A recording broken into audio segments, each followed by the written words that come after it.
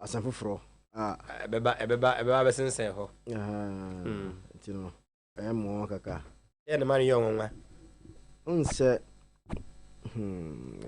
I was trying to get friend saying what kind letter na any strange kakram from what kind letter na has for na ankasa e na okay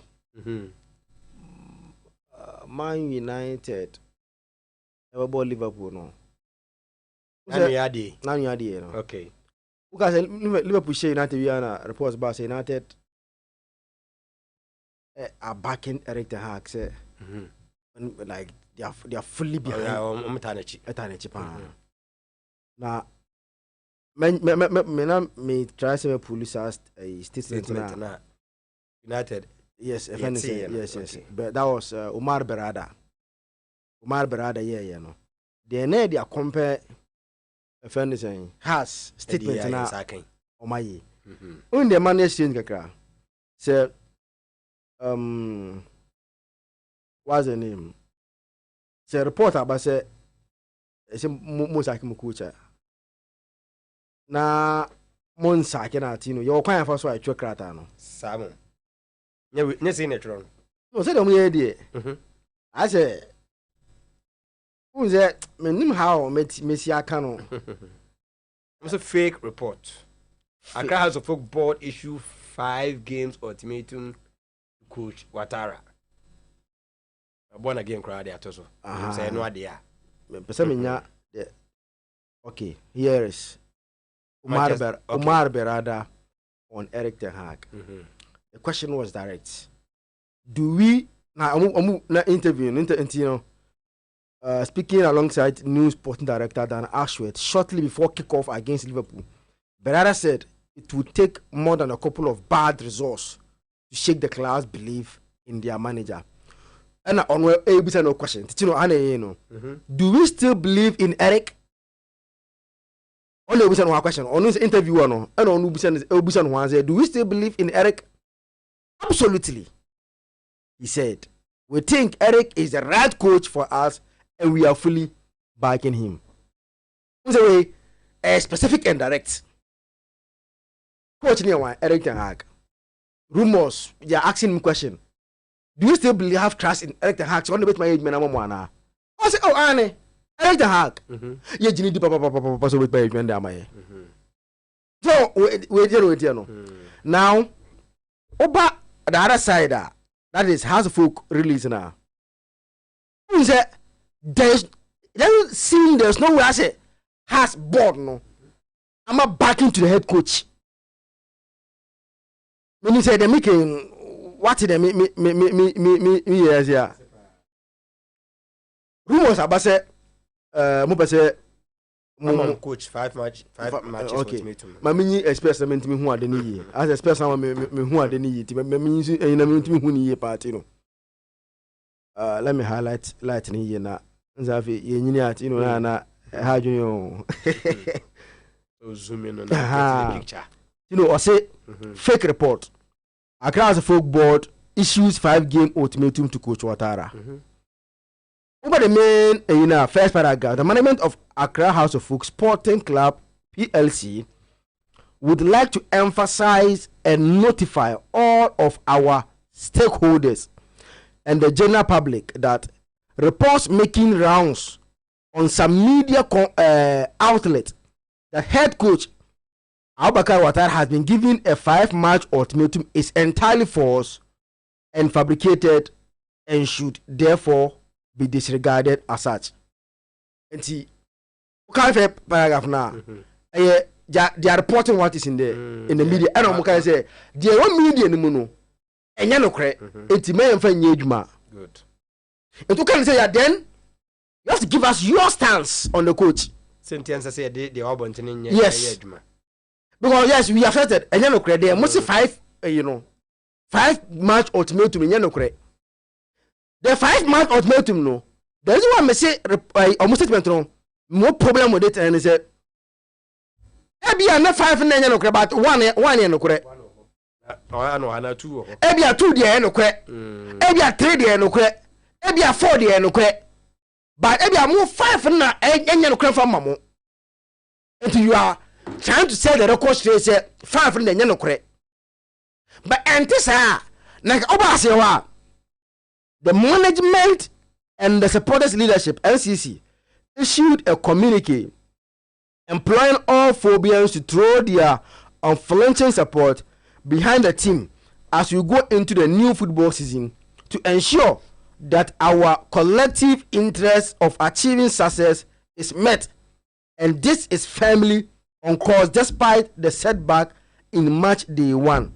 Once again, we use this opportunity to call upon all Phobians not to let such negative write-ups and comments from a section of the media and individuals who do not have our interests at heart to divide our front but remain united and let our support count. Coach Ouattara, his technical team and players deserve our support. Who's Ahano? I no problem no. I see hey. Eti mo bo Coach Ouattara no. Na mama match bikina say like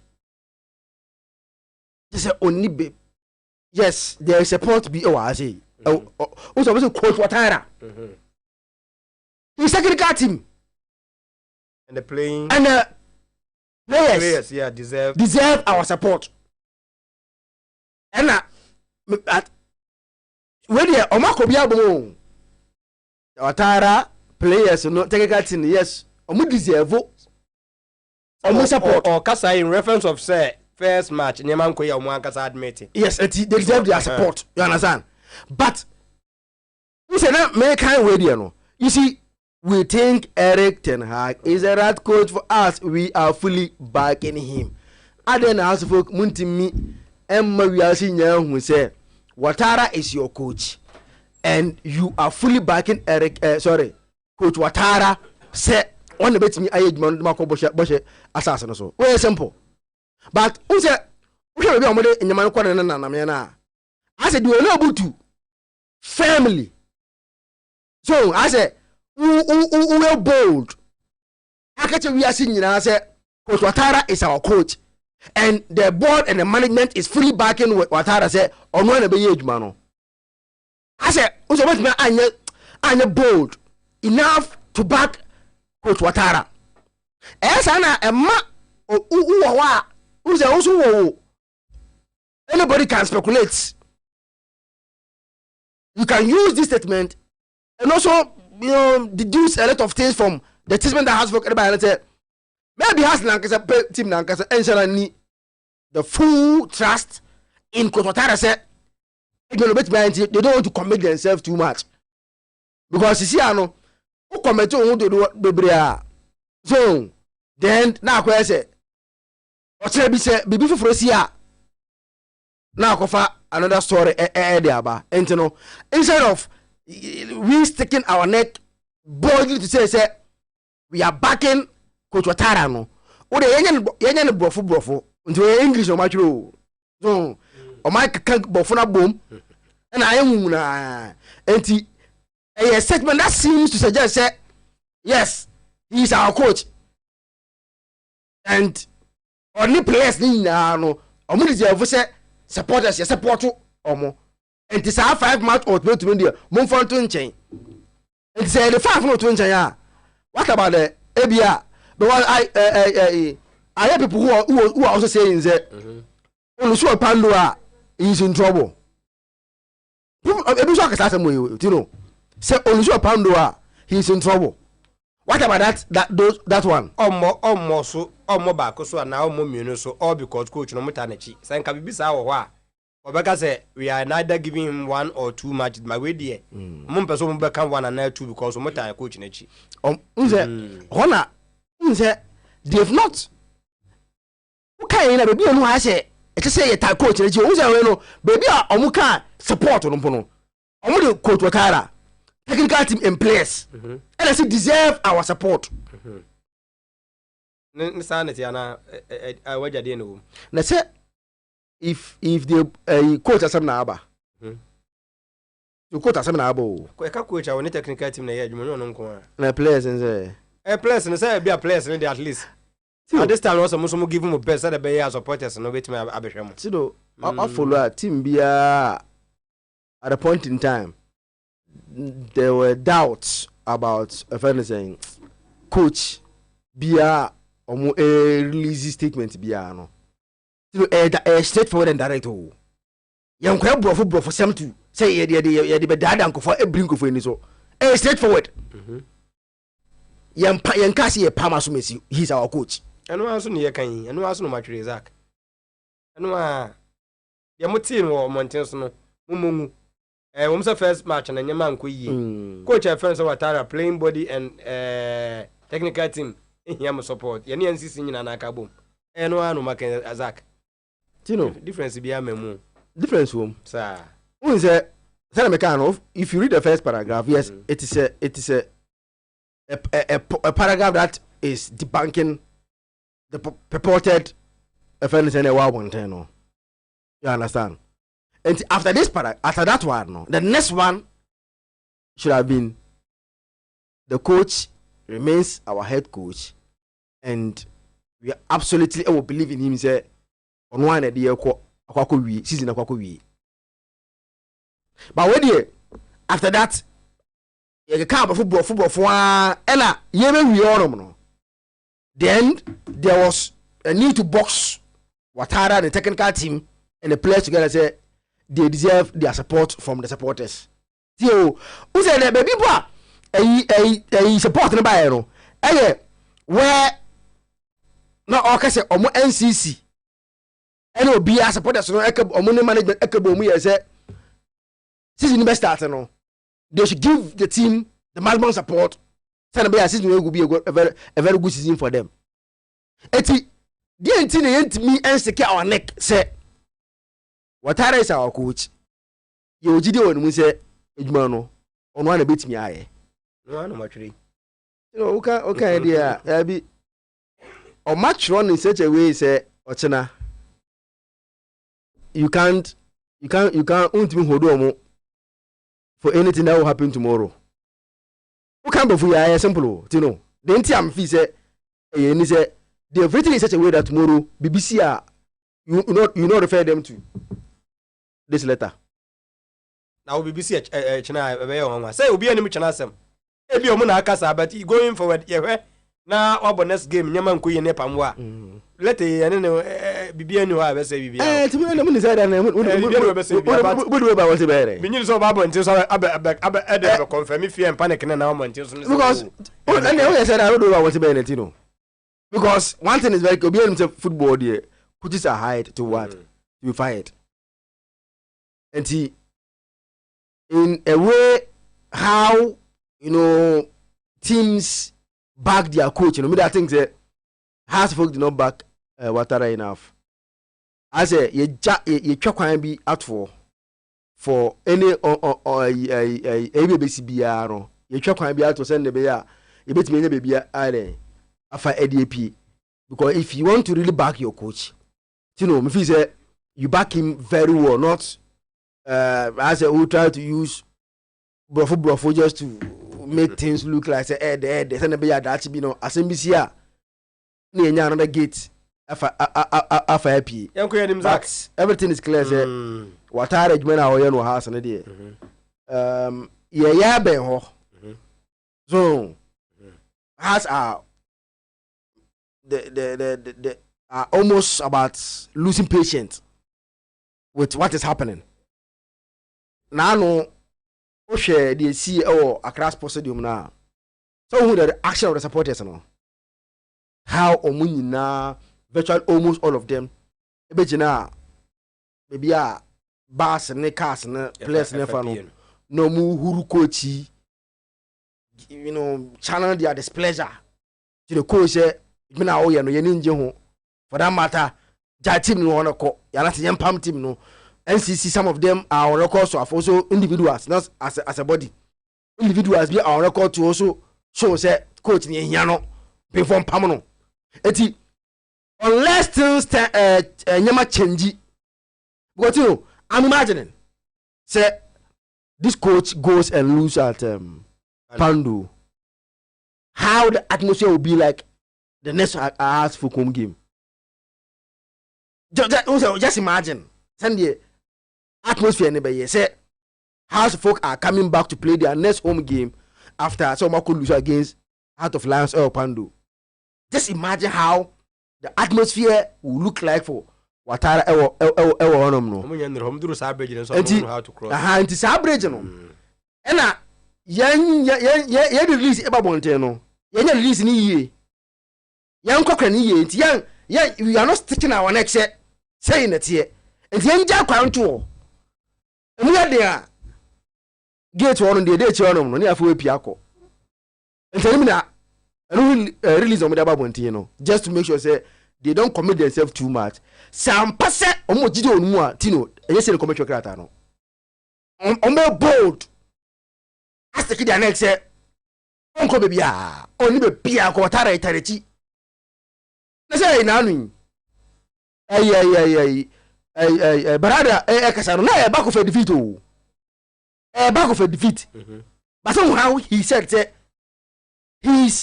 Eric is going nowhere on the manager. So of us guys no. But where there? Nti akola ni aye ne bro from na de say na be ya da achi bi asembisi ne ya. Na enye be afa. But Watara himself should know say baby a team ni jina no. He needs to up his game. Yes there baby a enye na me de enye de a ebebo no ti no. Right. Na yemetwa so club licensing has allowed Asante Kotoko to play their league without a board, or there is something that you don't know. Enoch Nyantechi on Facebook the messenger and also a day abba enono. Okay. Young koye di me. Akomya kwaba. Yoso. Kokodie. Dia kenova. Yehwa asije ne wi ana ye de afidie no abeto aso. Yehwe na we said the enshepno so House of Folk say as a release ababontin na so oh coach e fene say Watara yetanachi nyade a ye pam no said the ebirim kura di card ababontin so say ya man 5 matches ultimatum as say no bia eni enum nemum Watara technical team and playing board ni nyina no e deserve say umhia supporters no support moving forward. These things again new say obi a we familiar with clubs this statement say ever outer and then to Ghana nko the moment that a club ever out almost 30 almost support behind the coach no na just the coach number or days your number but most of the time they are going to say we are going first game, so let's give him the benefit of the doubt, because if you talk to House of Folk, a lot of House of Folk top hierarchy now, and even some of the top supporters hierarchy now, they believe say one of those games a team perform but now idea what matters most in the game no moment to me and so early day yet has a ball against Baseke Holy Stars, a game they believe House of Folk dominated. Them they believe that even though Omulusu, you know, but a more strong indication said subsequent matches no so team not to perform the way they performed now. More able to me any other results because they feel say about 7 of those players who started new players and no one face House of Folk that hit, you know, at the Accra Sports Stadium that so Tama Basake say early go no it somehow unsettled them.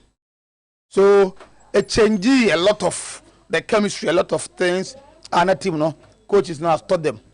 It's the pressure. It is sometimes, if it's just a for example, we say Mauli Wayo had a yawning net, but nobody could pull. So there, with Maka say they had a bad day in office, but and suggested ultimately a bad sir. Oh, that now, so more that hope say with that performance, the team no admire, you know. In any other day or in any day, so we must have performance on Beshe. So, you know, sir, what game now we say, even though we are losing, but yanya ahoto so bi say be but over people who think like me I believe say yes such excuses are here but so we also folk from time a league ended last year and how they struggle in their home matches as well games at the Accra Sports Stadium TBS to be calling house of folk educating time so ebona say even though they performed but they lost her. It tells me say and sister I say they are continuing from what they left off last season. You see the point? Yes, the only argument one match, yeah, over yes, one match. But some of us are picking from one match. The people from House of Folk, the previous season they were, you know, how they performed in Accra, how they struggle, and under this same coach. What your supporters need to comment? I'm saying, I show them but another score thought this because Ibizu Free said, yes, it was a good performance. Just that new players, face House of Folk supporters, no pressure for the first time. It the man governor share early go, it will settle them. And I'm on go because go to bad temper, papa. I had to over home here. Anka, as to be organizing on some no beshe. So we know we do at the point in time we push it say. So after these players have to do no, are they tell me that for better players be omo ntimi amobi ntino if given them the chance on bet my best anema. But they want to say it's not about players they feel but the same players ebetimi as anema. So ekobasa supported pressure started. Management typical management be at that first game in the league. Ebeka say was setback. Let's give the coaches a support. Or the technical team their support. Over. Mark my word. Man also 1-2. Over my house and call out of friends out of Lions. Over. Now has to go lose. I'm not saying it's a basa, but if House of Folk should go there and lose. My House of Folk the next good game, I won't cry. Either they lose or draw. So coach statement away from the management now. So these are some normal things. If I hear, I see this. No, I can't say any coaching. I saw starting now. What's the sun name? So what's the sun name? I'm a name. Yeah, 1, 2, 3 matches, you are gone. Well, I was the House of Folk supporters for them to have realized say Ouattara M1 they initially, even though Ouattara was losing the game, but they thought it was not his fault. And Saturday when I won proper House of Folk say, hey, the coach was losing all right. Game now. So players now. It's not about the over. What now has the game now? Me, I was not only watching the game based on say Oshe, but now my indications be. Sure, House of Folk top player. That time when I'm top scorer, he scored about 13 or 14 goals, right? What's the name? Hamza Issa. Well, the last time House of Folk striker shares are goals now. But this is a young boy from the Auras. Coach now call you know. It's my house coach has cut off the nino. From one more academy no boy in the match on the the coach after seeing them penny for M1 say I young striker who is like about to say Romero, and I'm going to unleash that player. Only shouldn't offer. The boy was rocking shoulders with Omamuji top scorer. Only give him. It got it to a point. Then the Amankona and them no the party this boy was scoring a lot of goals for House of Folk. This boy became all of a sudden a toast of many defenders. All of a sudden, under coach Ouattara, boy, you know, confidence, the everything when you offer is vanished. So coach Ouattara, aside that oil, he's not improving House of Folk players. So there's also House of Folk team now.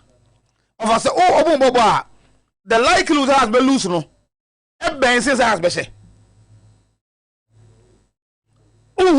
No, make a statement. Anna, in my team, nobody has automatic position. If you start, I don't know mechanical oil part.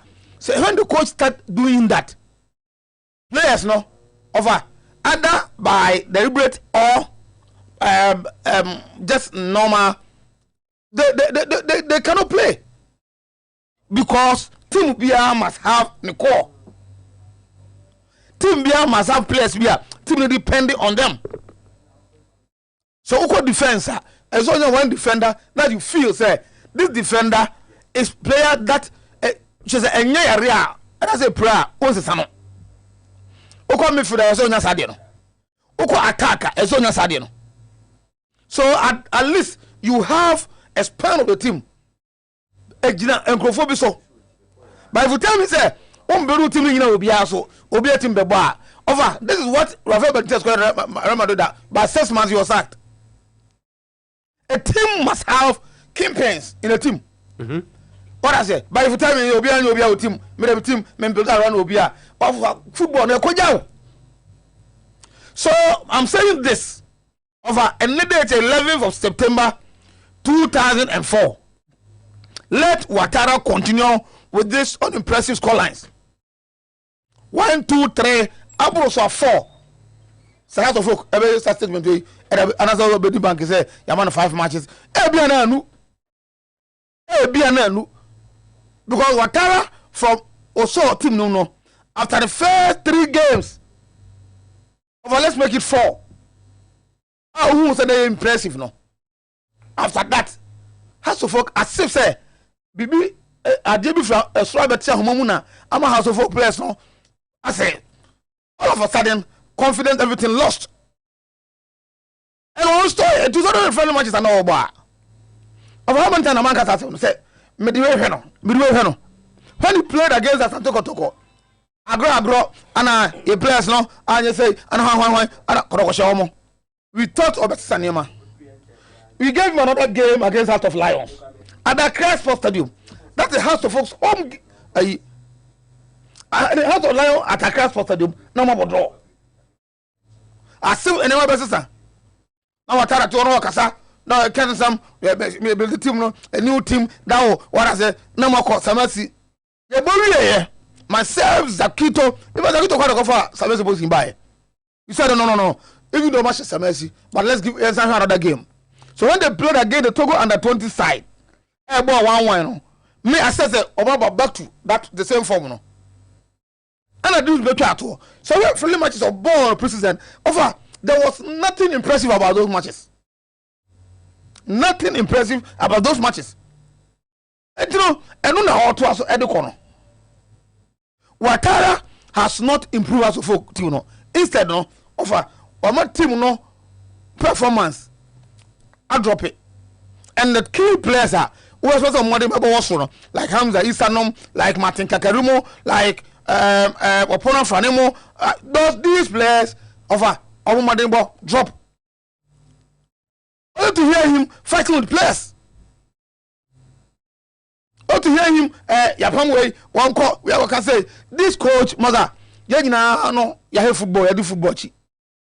Santa Manakana says a car, a hospital. Se car 80 free zo car ready at free. Kana Ouattara kana your team no. As house of don't players no supporters no management ni team no at free. To can Edbert to release no so saying. Me can ever to release is just a cosmetics. Okay.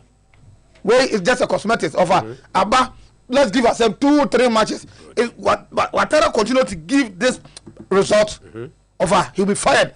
But I say Yankoyanim and also so club licensing has allowed Asanekodoko to play league without a board, or there is something okay, MSMD kind FR the project or training.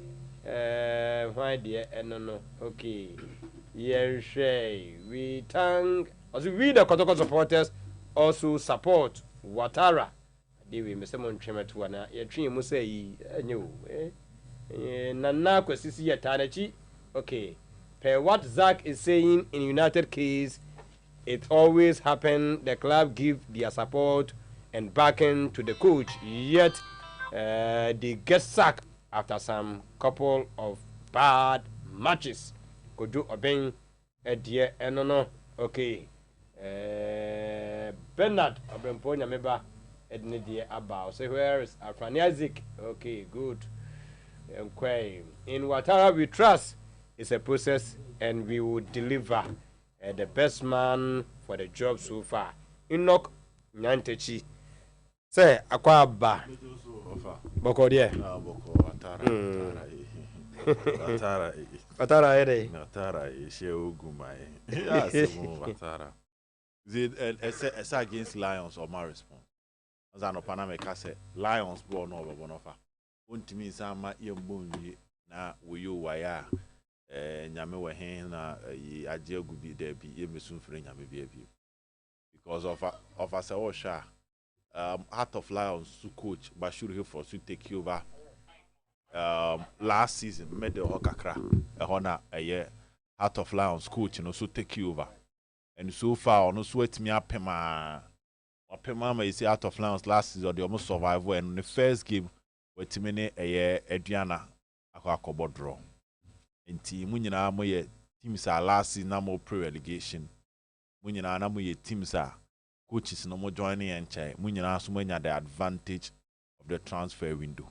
Inti Watara must give her to fix something. Or more fans and something to hold on to. Ofa, Momu Bibi no Munjinaso. Normally the club hadn't compare her in situations like this as Kotoko. Kotoko had a terrible season. But if I don't say Kotoko terrible season, I can't campono. You really league na Kumasi Santa Kotoko this season.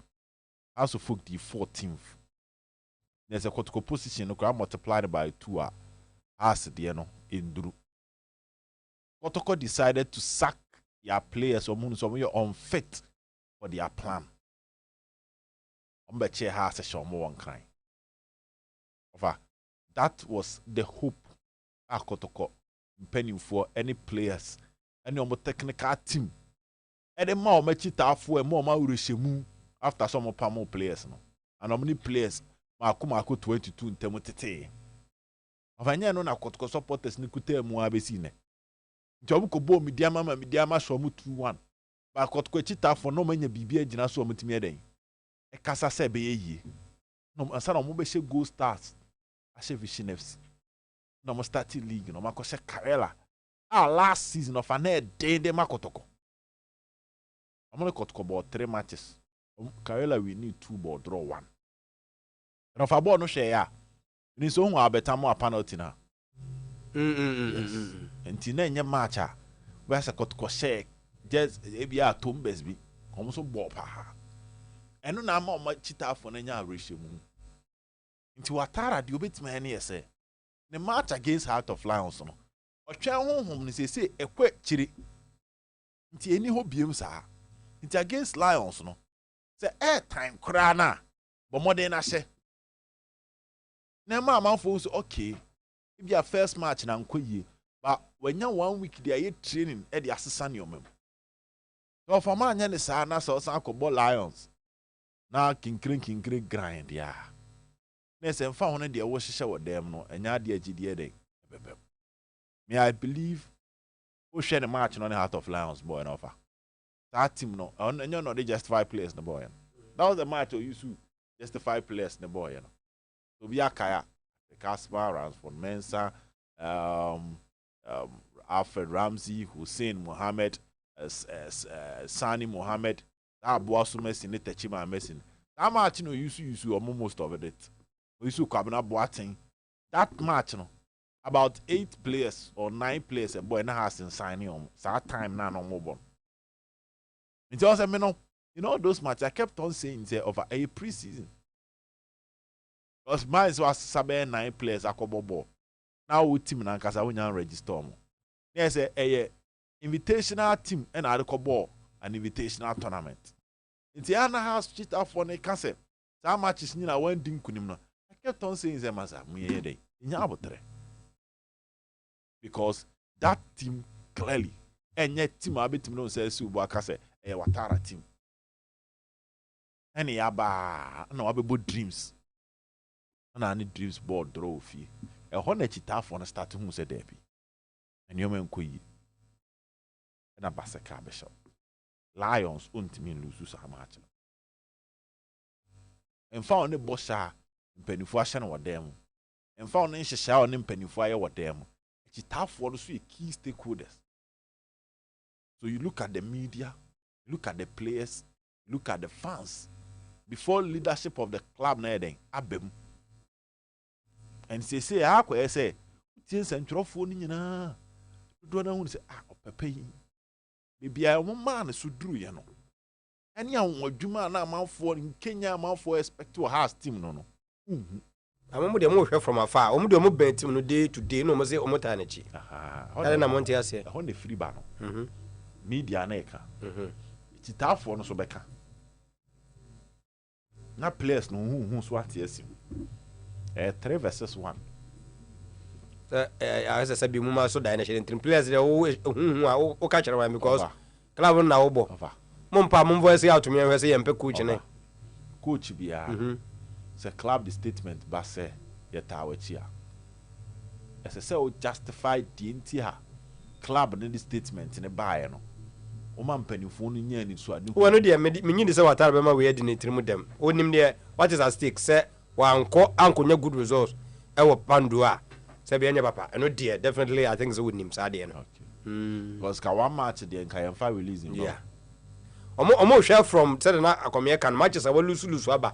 I said, and your man says, me say, Kawa match it here, ka club for releasing ba. To omu di abano, there's a pressure. Akomoso. That is the point. Pressure akomoso. I was about the right time because my dear, my dreams and Giddy say first match in your one way na ASA and foot in dear chase. I had to full club. No, how they have a culture of sacking coaches early in the season. Ouattara, how team go for Obu can house as some sound. See Ouattara kwa match day 2 and 3. Why na be shame imprint sir. Some of do ham after 3 games no more pamono. House of folk. Opa ko check the past by 10 years. How many times no the coach started league anyway? O you boy do there na. E ko be 10 years ene bia Herbert Ado. That year say Herbert Ado start wie. Duncan na start wie. Dika ko na start wie. Duncan is sika akono bae no ena Herbetado be bo wie odi om survival relegation after that na no mo ka che Herbetado so nko ena hwan kra has so coach start here wie coach start season we wie check the last 10 years how to folk unya 2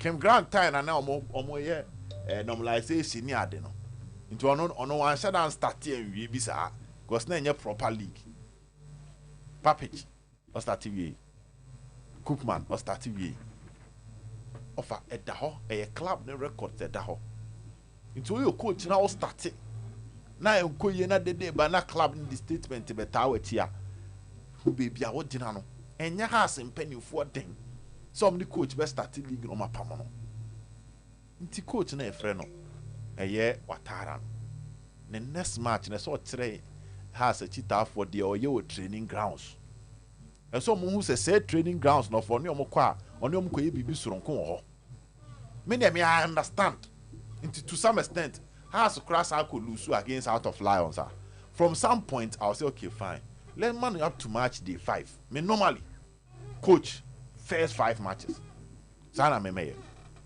into coach bit mo aso am ka say coaches do na fa first 3 4 5 matches as pre-season until I'm say first 5 matches and I see who's into steady last season ogum first match and obo draw fie against Heart of Lions and oko lusu baby and go stars and obo ball draw against Karela after 3 matches no upo mo anom ka se nya abotrem ogum amenya number 1 na number 2 and no ko sha Accra Lions ebe sha aduana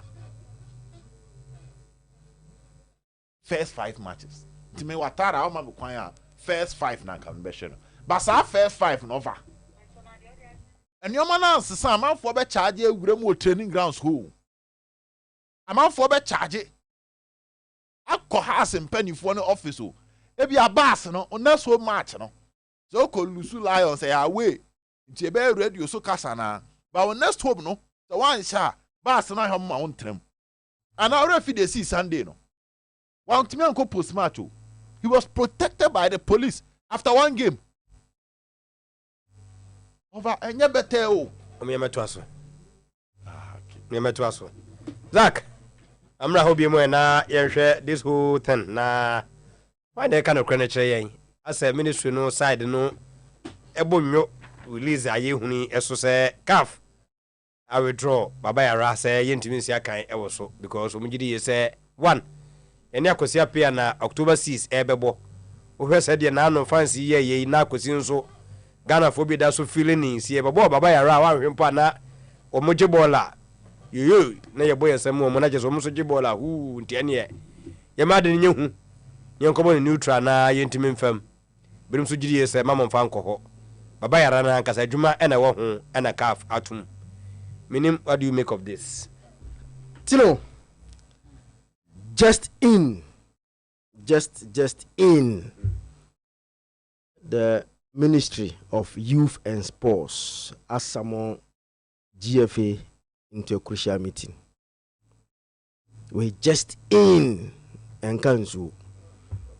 The Ministry of Youth and Sports. They better. We say yes, someone more of a you. When ye. Afena yes a fast but be demo ye be some join fast ya somehow GFA into a very crucial meeting because the Ministry of Youth and Sports continue be ase you want to ask answer now what the boy engineer man say unkoma yedi with top official at the ministry now before owura den mu o committee mu nti yene kasa wie ya na say be so oh me kasa bi awo kan because so bi me nyama hobobo okay sabe mpo say na ko mo ya be pon we enibre na bo enibre ba nya fe na ebe ena because today is the deadline and then there's a GFA Ghana venue ebebobo no ese ko CAF ba say ne so abo enunsia and to me na kira wo say CAF de just a communicate email assembly okay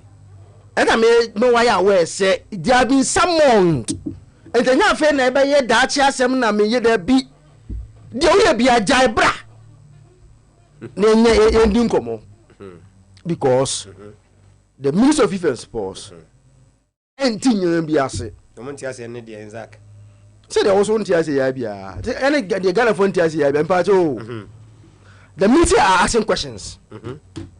First question is where is the letter from CAF banning Baba Yara Sports Stadium? But is it a good question or not a good question? Oh, and dear, send it there. He who alleges must prove. Yes. So the ministry are demanding the communique from CAF banning Baba Yara Sports Stadium. Well, as simple as ABCD. They almost They are going to request it from them. Say they should show them communicate in Africa by and I say ya ban Baba Yara Sports Stadium. And on person then if they are able to show it to them then they take it from there. The official once again think say I say if for no omoni ajibisa I say who say omoni abeje ne de Isaac o send there Tino nipa there ne actions cause o dwene papa na o dwene boni o menyini say akosi apia na e kana wasam sa no in as much as mo se kumaze fo no bi de bi no ka no ebeta na chi no o ko bono neutral so a ne ho be den wo nipa there me nyanko mo se me bo akosi apia di bo me bo akosi apia di me nyanko me te wase pa questions na wo de ba no me pe be o di free ba to we mpo ye mo fa krata na me kire yes eno ni ndi dinka because one they suspect some fishy ibi kakra they are not clear about how them letter de kire oh Sunday that's why you have been called say come and show you go letter bia say let Africa about being how it is and where send it here and if they are able to go improve it and they say your money in pemfo some that say the or no omumum na e kan correct now it is their word against the ministry yeah ti say no we are we say we nya tell my adwene o me te wase we me news feelers just in yes and I mean the SCC and the ministry's position on the matter and say me tie for ya hwefo to know to see what is happening eti they think say let it be annual let it be ambaye nyama na wotira bonte say Kosiapia nyama kan nyina no enye from in a vacuum the position of the ministry they think say deliberate to take the match away from Ghana here not enye Babayara from Ghana they think say deliberate until when nye I say komo be wo obi na akọ manufacture if you speak directly with the ministry anybody there omochina see your meeting no their position is clear say they think say deliberate yes say yes they go on free coma say because they think say after again the results na Ghana in the last 2 games no Obobo wa say na first 15 minutes 20 minutes enkoya against your team the home fans want turn against the team to create an even like unpleasant situation at Babayara.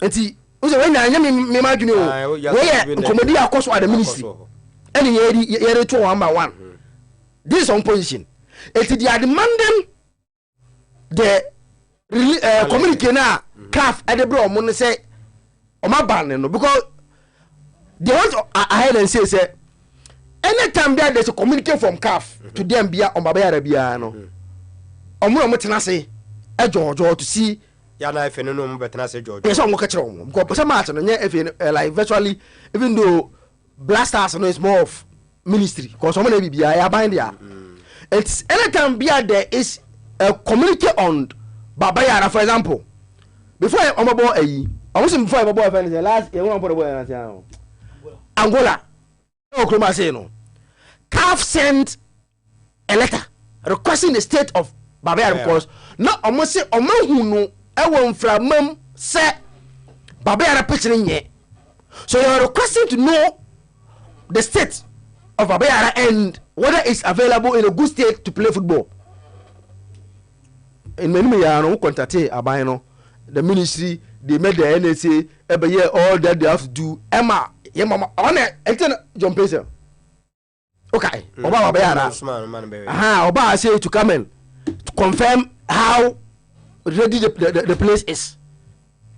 And today, some assignment now, edu omo resource akoma CAF say Babayara is ready and it can play the match. And anytime bia no mo di san komo no, but when dey communicate Africa for by aba.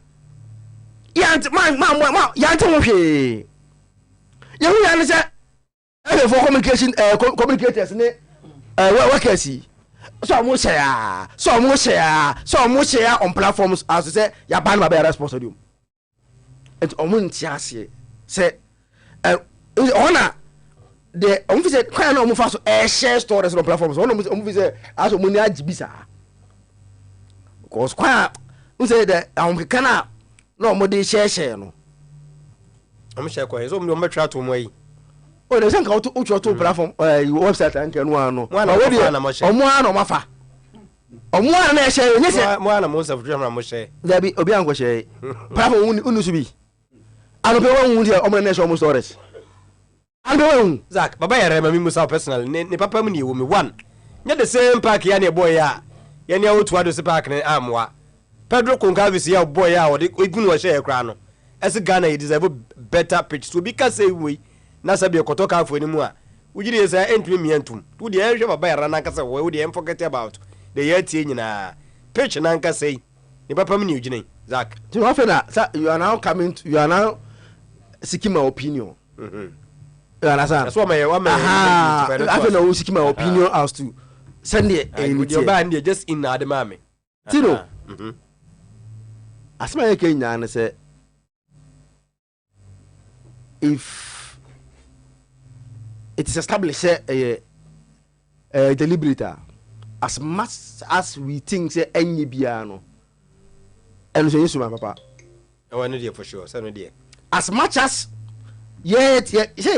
our position has been very clear from the one about the state of Babayara picture no ya kan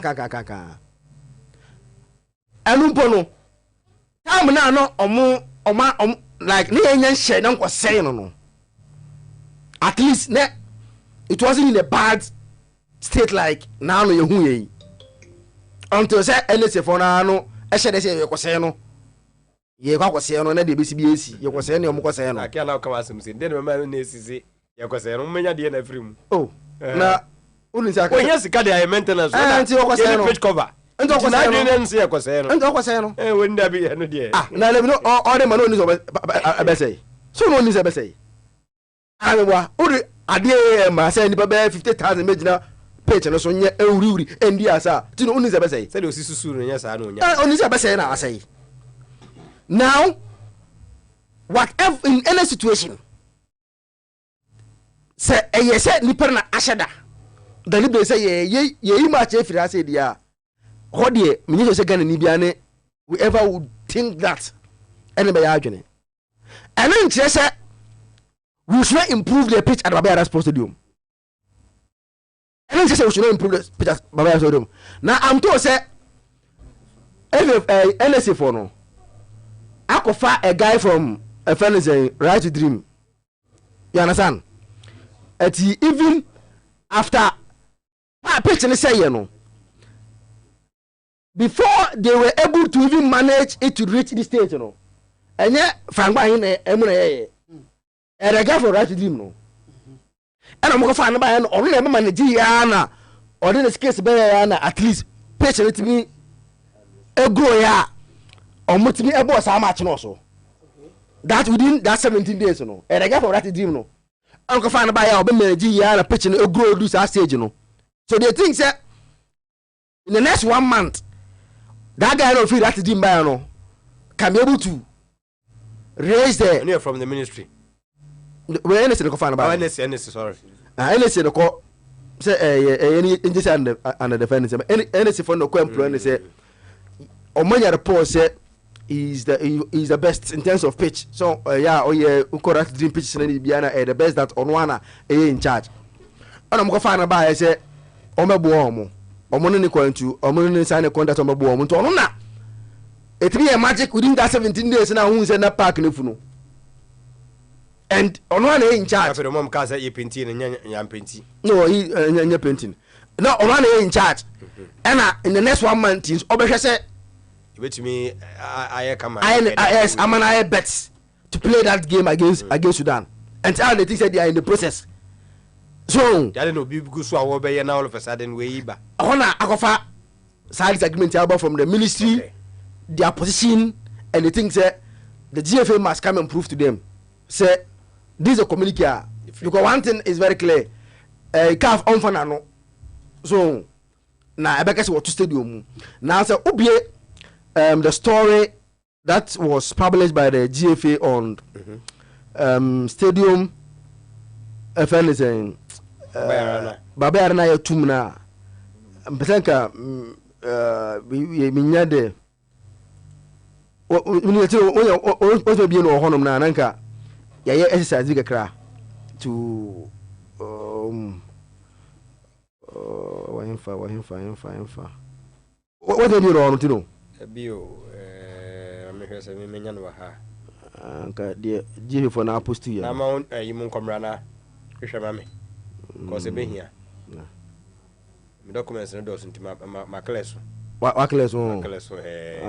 tinka enya no na anka beboa because you see most of the things that they said no never quotation, you know. Yeah, it wasn't attributed to anybody. And so I say they are share quotation, but yeah, it's not attributed to anybody. So Tino, and Ama ministry, no, this as I said, no, a direct a report from the rest of the ministry now. Question say they need that communication in Africa. I say.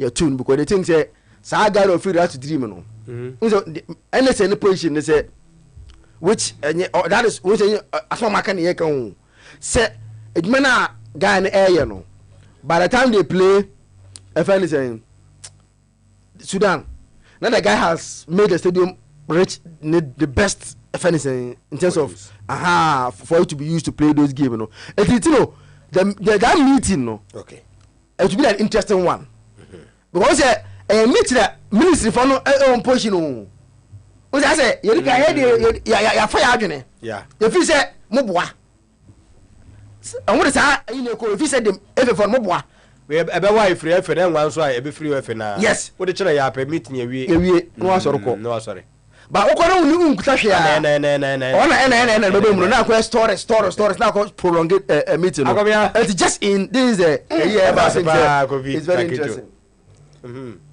me sanse matitibi somewhere on Friday me has information we say the FA no ebenyanka the game against the Sudanese national team no our coach Kasiapia the coach of Nakai Mono Kumasi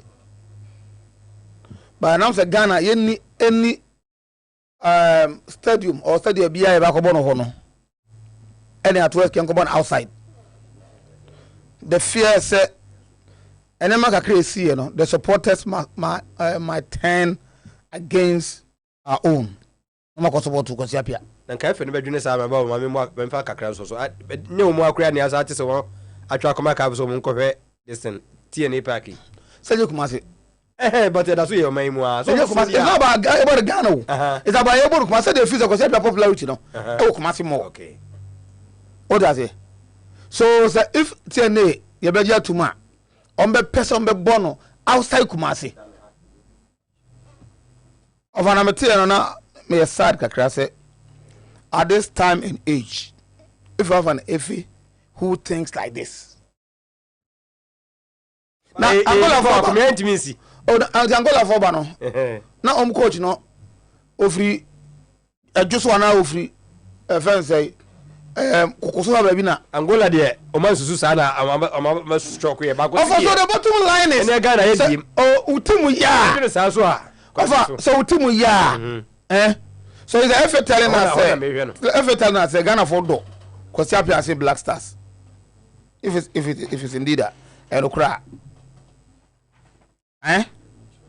over this is childish. This is childish. If and make us say if but everybody can because I just something that I can lay my hand say I see but someone say to the extent that yes, even in this game now any people who they were hired to go and cause trouble say the bear Jackie calf be banning.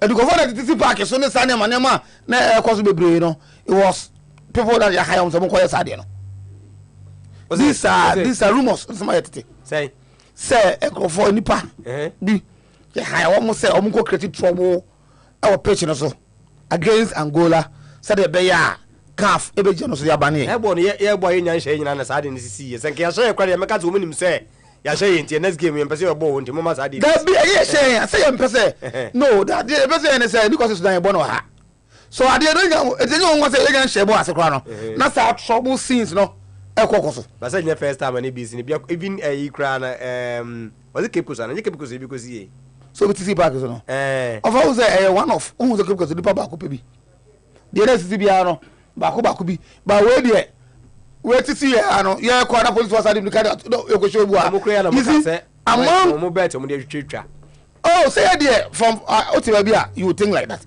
but yes my I can also say these are rumors are what here but won't you substantiate it you know obeka me can as I hear it so I'm not saying say me can if any kind of say yes ana me what oh it's something on the crowd me if me confirm can be call direct no there the ministry no statement Zakito dey ba out yi eno na ama me eko back eju say oh na say some am titi yi no the club woman na because me tell from day one I didn't believe it how can the FA behave like that the FA no ebe free say say hang for na omba ko ni mo park no so say ya dey bi abo no yemo no Kumasi Baba Sports Stadium why the ministry want the game to be played there because ministry do free say omunyeska what I say to the ministry the attendant no yana and also riba but referee is not thinking that way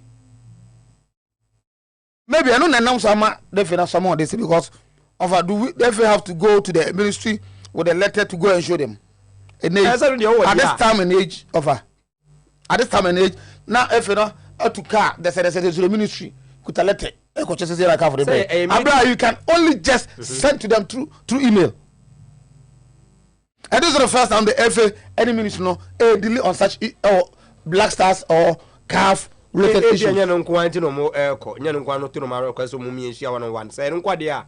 Quebec some bit media just ama almost. Editor of these are some of the things that you may be curious about. You see the point? The most important aspect is that of a Black Stars no. Yen ye na yen sa matroba ko adwuma na ye no okruba no. Me uza me one person that was hana na me kana no repa. Me get surprised about the ekoso nei, and I've never been get surprised because unless we follow Black Stars in recent years, ya ko ni akwa cup of nation ni akwa disappointed na ya ba qualifies ya the teams they no more ba you struggle to beat them no over every Central African Republic no these countries first no more ba na enye countries I say struggle they go to you show more cup of nation ya bra wa na ya film ya ba ya mam ya tigana na ya ebo no they come here and teach us how to play football, beautiful football. No more beautiful one here can you are not gonna catch say football country be a develop. Now one will develop that no. They don't develop at all. No one will develop that. That's the original. Okay. And you heard the outcome of that meeting. Me free say and my air course in football no. Over the ministry have a bigger role to play. The ministry have a bigger role to play. And the government of the day. What I say? The ministry and the government at the time two leading candidates at the moment manifesto buy, you know. Now you're scrutinizing, you know. Some of us were talking about say, yes, stadium man na your boss born parking in your papa. I then Munyi so kwamba fasoa, mubeti develop no. Amana back to the standard I pay. Answer na mwagini say ekusi biaka ho. The one, I say a bird in the house is more than the two in the bush. It is the one. That it was at the verge of calf ever sanction. Ya can't want some ka. Ya hana kwa calf no. E my boy hani atoni stand out to say na calf we dey no mo hu Ghana ho. Many believe say there are a whole lot of underhand things because of any calf for proof my. I know my ear no astel mo dey show be. You see the point? Because if you say you stadium enkoye. But the stadium bekoye. If indeed the Black Star belongs in the country, the nation, and for that, if the ministry cares about Black Stars now, I see a train my match we do in the public group now. Ya so far this way. I'm going here. So far, and then my course no. In fact, as a country, time there. Okay. So somebody must set up. And the entrance meeting, I'm going to say, "Bako no be prove say I'm pack for that, but I'm pack for that to be a man if that say dia. And the biggest scam. Second for the benefit and manufacture letter. I distribute accurate discussion content our one. And then if you go to my no. Over. Where? Over.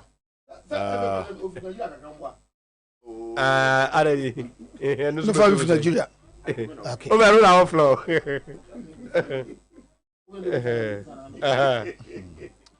Over are awesome. Na yampo nipa bi decisions na dia ba bedru bebi o sese.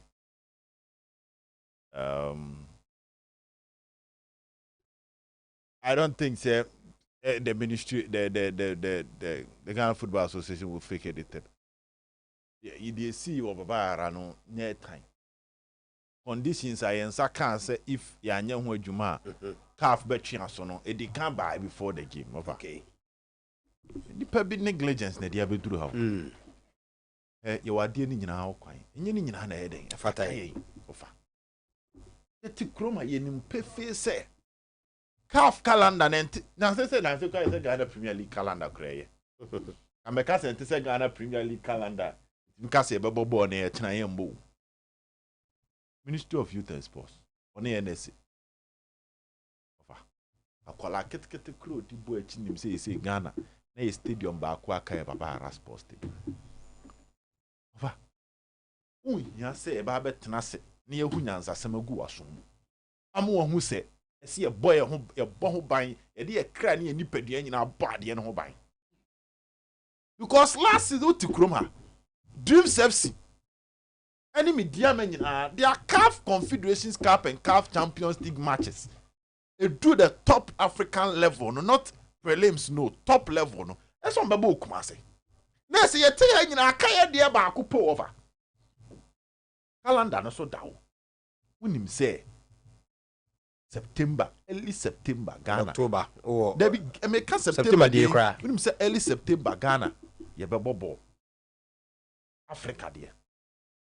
And Africa dear be an offer. Ye inspection and sunny abo. Park nan kasa kra near bosso dadano. After see a 2 weeks no. Pate mobile no say chairman. And yes standard. And no mom catch Dr. Mahmoud Baumi. I said, Doc, yes, sir, park near them. Ye. Where? Babara. And I guys ask them, Omo Baba Kono. That time you have to mama Kotko Brankes you. Also, the party will catch no. Not 27th July. 27th July. I break out a month and a week. Then he pebiet me at Nasia Dia to say, Stadium no. Yamfa Park in my high. Offer. And now for a minute, food GF is on your day. Ministry falling in our NSA ministry. I say, Blasters timetable of the whole. Yenim say September, Bebo say October. Yes, I had a bonting crane more. More dear Shamon Sunday, Mukra Munim chain. Tia depend and nipebit me as Sergeant Boneno. Ah, dear Baku Pa Kaye, Sikani Bre. Over. Yet Bahani a cat pitch covers. Of a pitch cover near Nibi. Today, dear Baye. Park no go area. And one no. Almost yes, your maintenance. Over. And the can a quabru chira a call my for a coban capable. Ah! When him capable. Yes, and you be because and free Musan from better can so. And at that time, you know the advantage. Na kotoko league near June ton. And Tinamo June, July, August, 3 months. Somebody be see pitch no near you soon September. And I league near June year. But last match here before it was around 14th or 15th June. Tinamo June, July, August. Somebody be Sikeni bre offer and ne her car and yen him guasia the abro mine. Can you equate it to Sikomodi on the pitch in my hand? Can you equate it to it? No fa stadium numpo na modema sofuna. Then once you can open a pitch in a DSL. And you know go area. And pattern tracks in the sono. Ubet me the OPB and of on him here. And listen, there's something that we are forgetting. If people come out for him send you see for you to pitch now. And you are sorry the po. I saw the end about Bontio. Go have some way program no belanche wahano. Park in the sort of match stage, you know. Hey. After me say I saw the end Bonio go fu di wo time and I league na no bia adwen kohono. Me say my more example. Go and watch a Samuel John's program. I'll be lanchi wo Kumase. Na hese stage no obo mountain wo enfa. Obo mountain stage no park in so. And the musicians they performing or tartan tracks in so. Obi of course our program name and catch me boa. Stage not perform where. Stage no. Because when the see park in so. Park no so stage no so. Oh, say near. I don't know mo yeah inti omo be performing wo stage no so na e park. Offer. Sanko you see inti ministry no man kan. I don't know part. Inti no afrese enyode. Ade na akaba akopɛ offer akaba akopɛ wo. Ba kupa ye nim se eno krampon ende yie o ne de ato chacha we ade agiska ye wi na ye wo plan ne ene ye pe baby fofra akobo so yes emfa sa adwen bone kra ba afufo ni trimu a mama omo kwan na sa adwen bone ne matimi eden utilize it. Umpotem out ya kronfo ho ye gitum na wo pie no anto punu no bia to ha ombo ama o wi awo simple It's when we say Cronfo ha, so when we say F4 no mo person bo kwasi apia oka e Kumasi a. Senka speech ni nye basanka den pa no mbegina so de edi bone. Den. One wa bia pronato o. Because name make it offer me say me who picture me who asamo agya I was asking myself na ekosu yi. Aka ba ku over. Cape Coast say we dreams in Samatex ball. The park na si fire no. Aye say ho ya. Akra me say enya grass bia mu. Dreams and to the over yet hey. It means that say Samatex omne Raja yi NCF Constantine for so mo pair. Omuntimi mbo okrum ha. Omuntimi mbo ball e wa Ghana ha. Oh, just look at this. Samatex almost me yene ala she Raja pe. Eso mo tukwan. Na o te Ghana kra na sika say no wonya. Na obe qualify tukwan. How we nya blast and kwan be bre omu nyina ka hu. Me say kenne ka kotoko bo Africa. Kenka hu no say kan tuk si jaso. First how dey oni eti ane e fa adwinum say eye ofobia ti ba bia sebe wo nim dia no wo nyansa wo fom me kai kotoko ne kadiogo me ye ti sa nyoma na ye fa ne say we mu die omo ye kan ne so hene my see a fen Ghana the last time you be yi tamale de e kire enne ma Kaila ne out you corner ariguno just the ministry no ofra say enyo den ofra say be prove eno so de eno so de yet krum ha offer it say so dia okoka we decided to organize all African games Mrs. Yabontina bisa say ade papa be mpa na de bring Ghana for sika ye send all African games over ka